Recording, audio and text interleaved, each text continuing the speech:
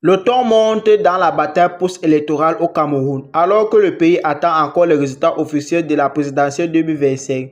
Deux camps s'affrontent désormais à coup de procès-verbaux. Le candidat de l'opposition Issa Chiroma Bakary a lancé une offensive médiatique en publiant une série de PV venus, selon lui, de 18 départements représentant 80% de l'électorat national. Mais du côté du camp présidentiel, la riposte ne s'est pas fait attendre. Incohérence, documents partiels, manipulation, les accusations fusent de part et d'autre. Qui dit vrai? Et pourquoi cette bataille des chiffres devient-elle un jeu politique majeur? Restez connectés, on t'explique tout juste après le générique.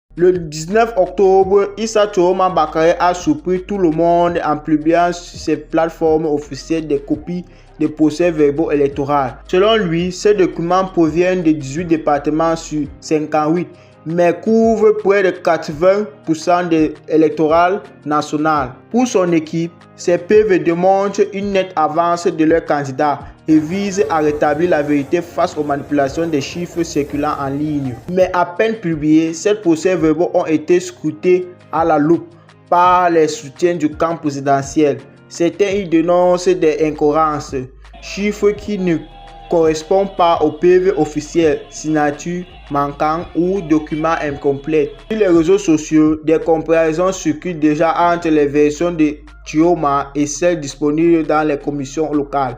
Pour le camp du pouvoir, il s'agirait d'une tentative d'intoxication de l'opinion avant la validation du Conseil constitutionnel. Face à la polémique, le comité de compilation du candidat Chiroma a tenu à clarifier sa démarche. Selon ses responsables, les documents publiés sont bien des copies authentifiées par des représentants du FGR présents dans les bureaux de vote. Leur objectif, disent-ils, est de garantir la transparence et d'empêcher toute manipulation post-électorale. Il affirme aussi être prêt à fournir ses PV au Conseil constitutionnel si nécessaire.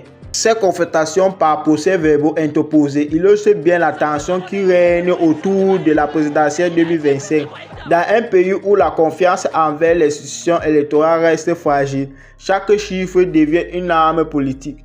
Pour beaucoup d'observateurs, cette guerre de PV pourrait influencer la perception publique avant même que les résultats officiels ne soient rendus. La vérité des urnes ne saurait être établie que par le Conseil constitutionnel, seule instance habilitée à valider les résultats. En attendant, la tension monte, les débats s'inflamment et le peuple camerounais observe entre espoir et inquiétude.